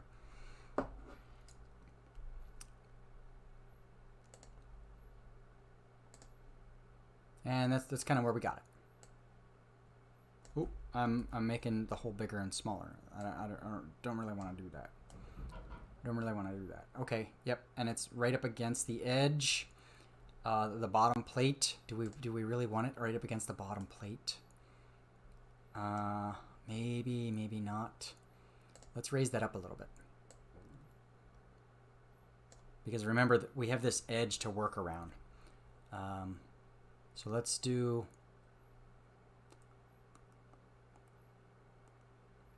Yeah, that'll work right there.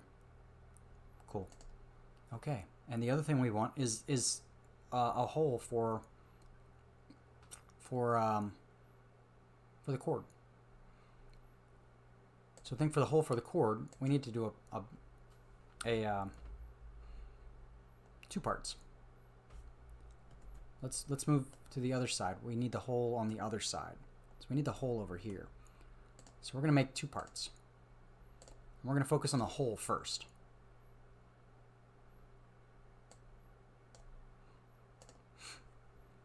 So let's come back to our part.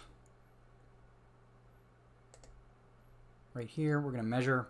We're actually going to measure the hole that was already existing right there. We're going to do this circle thing. Say that was 11, basically 11mm. Just like that. Yep, 11mm circle. And it has these little notches in it. So let's do an 11mm circle.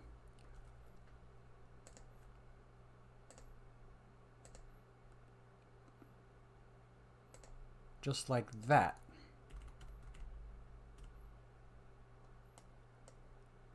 And let's make this square 10 by 10 by 10.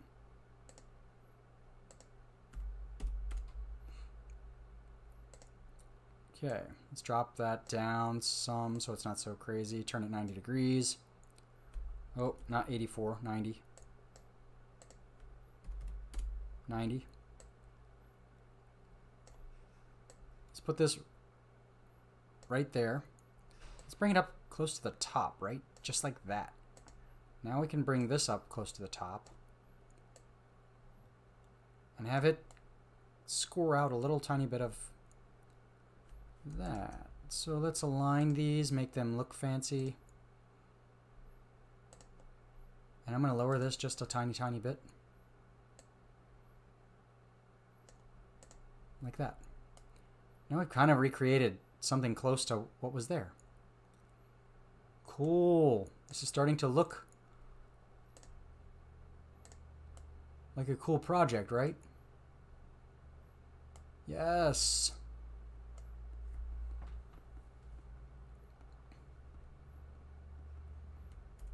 Oh, I should undo this part.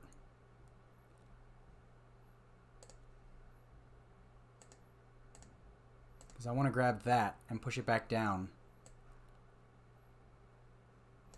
That was never meant to be that tall.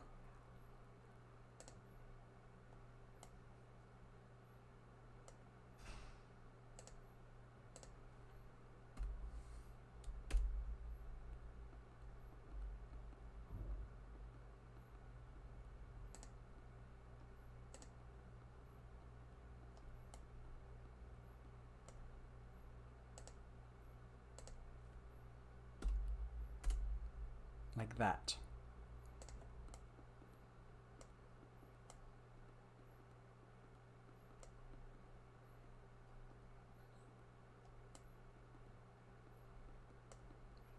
I did not disassemble them before I dragged them together into one part. There we go. Okay.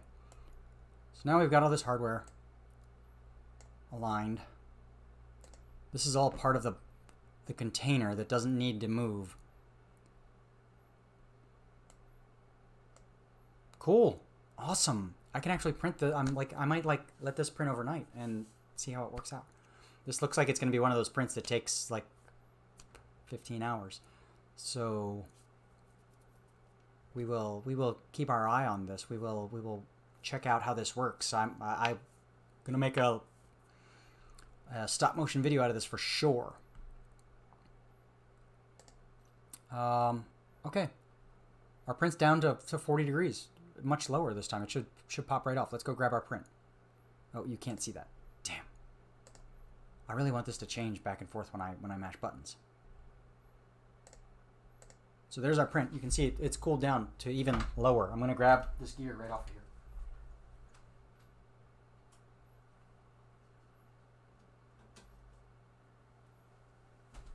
It just snaps right off. We are back, sir. Okay, let's go back to the big screen so I can measure this, right? So let's check this out. So here's our gear. Let's measure this opening now. Oh, snap. This opening is 4 millimeters by 6.08. So, the big reveal. Ready? Are we ready? Are we ready? Are we ready? Is it going to snap in there? Is it going to snap on?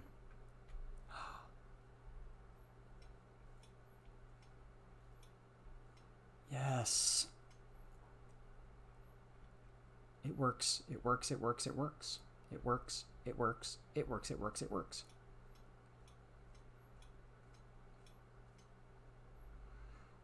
Test 1 complete.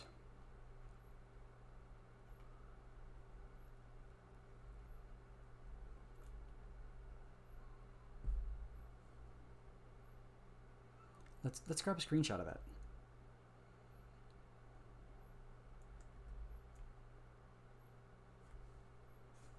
Without the creepy view. Right? Yeah. How about that?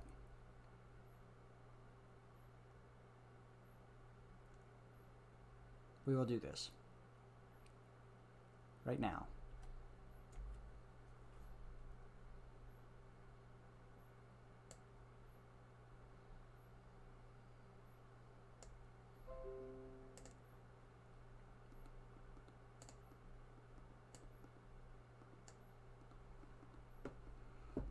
So let's take a break to tweet a little.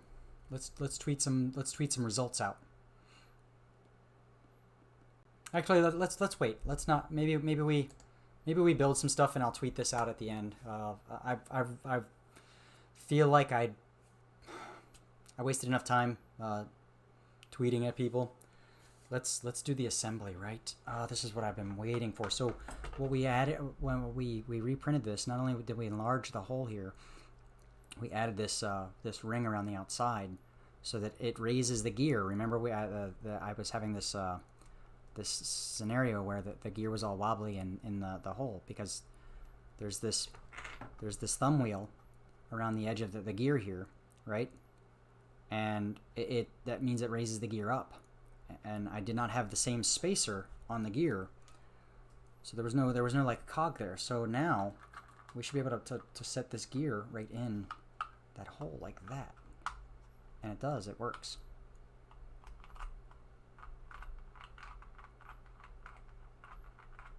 Right?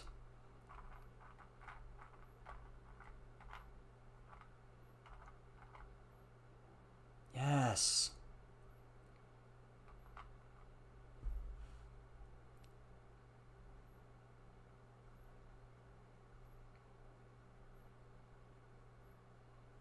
So let's grab some screenshots of this. This is what we want to see, right? Our working assembly. Yeah.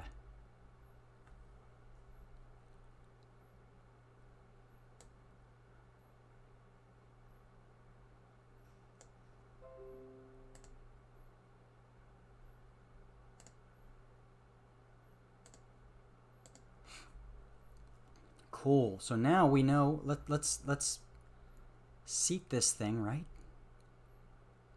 We need the gear to fit in like that. Then we can seat this thing just like that. You can't hear it. Oh, you can hear it. There's a bit of play in the gear, like that. But I'm more than okay with that function right there. So if we put some screws in this put these screws in there like that. Dun dun dun dun. Let's screw the screw holes in the screw. Screw the screws in the screw holes.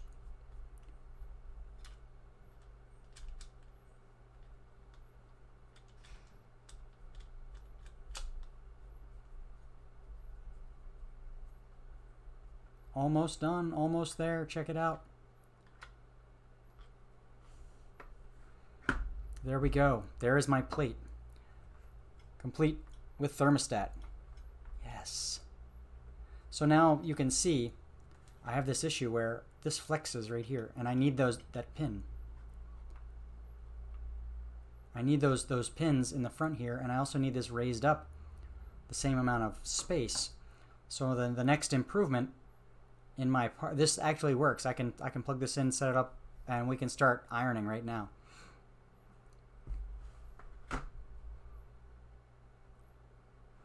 So I'm going to leave it like that. That is my project. I'm just about done, I think. So let's do a final tweet. I will actually, let's go back and put my part together. Let's put all this back together now. So the assembly is kind of like weird, right? We can actually leave most of this the way it is. I need to grab this and all of this. Oh, that's all one shape now. Okay, cool. So we can grab these holes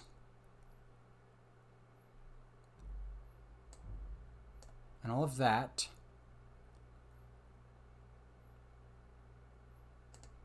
And all of that,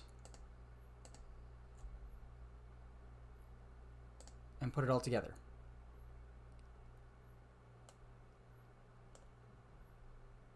Now I've got those two holes in the bottom that I need to core out the rest of this.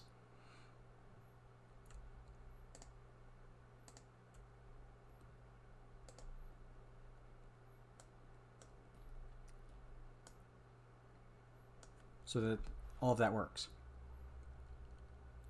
Super cool. Is that actually interesting?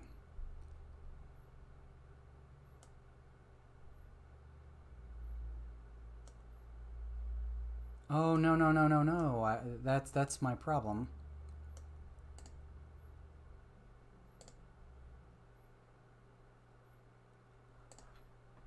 That has to be done last. So we have to grab all of this, basically, except for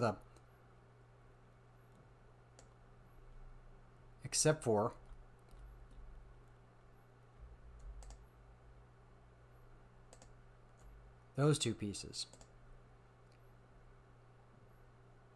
There we go. Now I've got the hole in the bottom and everything else, and I can core out that part.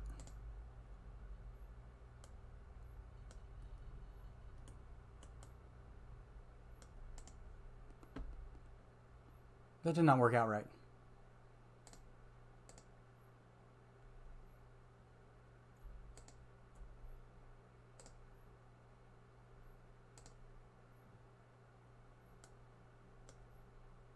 This was supposed to be much higher.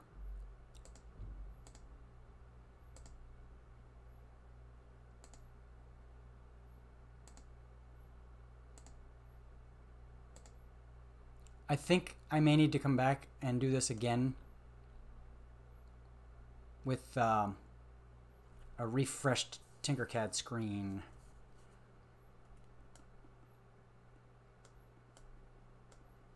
Yeah, there we go. See, I need this larger hole here.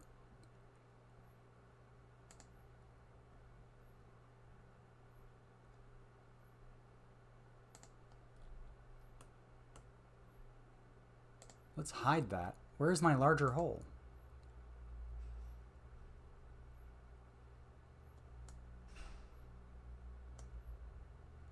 Oh, look at that. Let's go back and show everything again. There it is.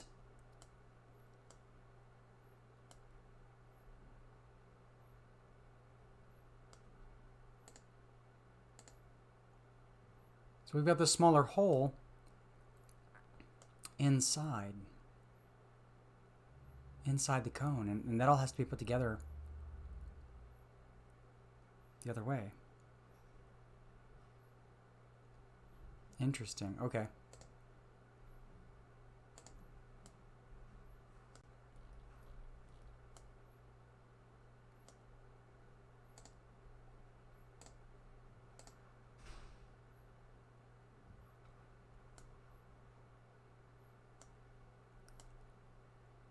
It doesn't look the same, does it? Okay. I forgot what I did here, so I'm at my 2-hour mark, and this works. I'm excited. I'm super excited. That's the important part. So I'm gonna take a break. We're probably gonna take a break for the rest of the month. Well, we've got some projects the design team are working on behind the scenes, off to the side with other groups. So there'll be things that we can't stream, and we're gonna come back with a better schedule. I feel like today, like this time period, is the time that everybody streams and everybody's out doing stuff, so they probably don't get a chance to catch this. If you are catching this, if you're coming back for the replay or whatever the case may be, I think what you're going to see is probably in the next in June, we'll probably come back with a shifted schedule, maybe more weeknights and possibly less weekend afternoons. Especially for me, for this part, I may switch to like an earlier morning or a later weekend. But yeah, this was super cool. This is a super cool project. I will come back in June for takeovers, and we're gonna hook this up. We're gonna set this up, and we're gonna laser cut some templates. We're gonna etch circuit boards live, and then we're gonna go right into using this hardware on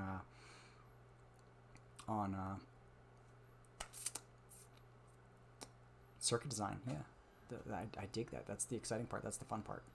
All right, and I'm doing this all from home. I'm no longer like, I use like expensive stuff in a medical research lab, and I don't have access to that stuff here. This is a nonprofit. We don't get a lot of that stuff donated. So I appreciate donations if like Fisher Scientific wants to donate, but academia in general it's kind of like the redheaded stepchildren when it comes to stuff like that. It's everybody wants something for, to support their educational programs, and you have to do some fundraising outside of asking people to donate that gear, because it doesn't always happen. And being an engineer, sometimes I'm just gonna make it. I've got this stuff here. I've got the 3D printer here. Let's just make it. This is much more educational content for me and for anybody else who catches it, instead of me, writing a grant and asking for people for money to buy this stuff. So that's it. That's my rant. That's my soapbox for today. I am actually, like, if I wait 30 seconds, I'll have streamed for 2 hours, and I kind of feel like I want to do that. Just like chill. Just for let's do our last tweet of the day. We will go back to this view. Turn off this. Turn off this. And let's hit our final wrap up tweet.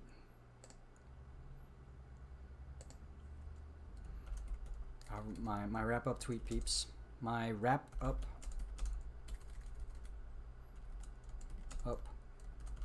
tweet, peeps. We have a Successful. We have successfully moved.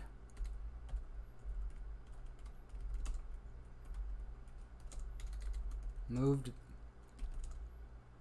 the thermostat dial. A thermostat dial to the side. A thermostat dial.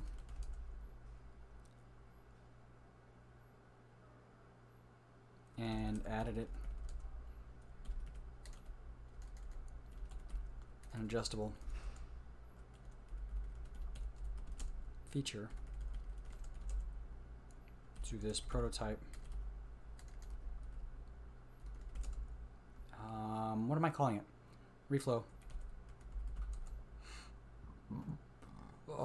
Reflow plate.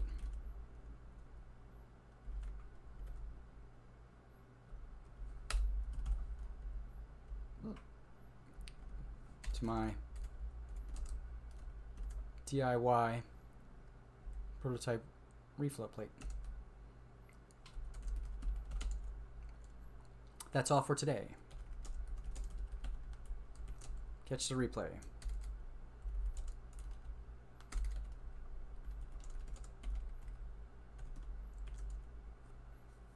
I made it rhyme. There we go. I don't think Twitter cares. I gotta be honest. My wrap-up tweet, peeps.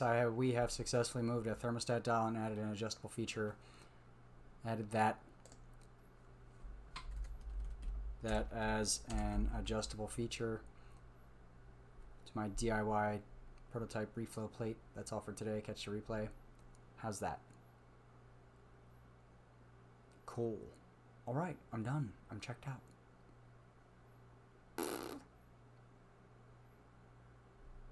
Catch the. Oh, I should add like that. Twitch.tv. We lift and shift. I always add that S in there.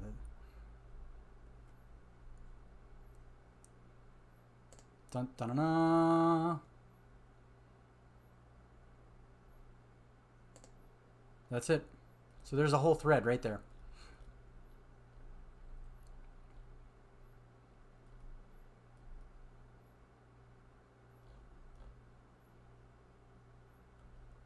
Okay, and I stream for 2 hours. I stream for full 2 hours. It's a bit weird for me. I usually don't stream for 2 hours, although we're on here frequently, just in Zoom.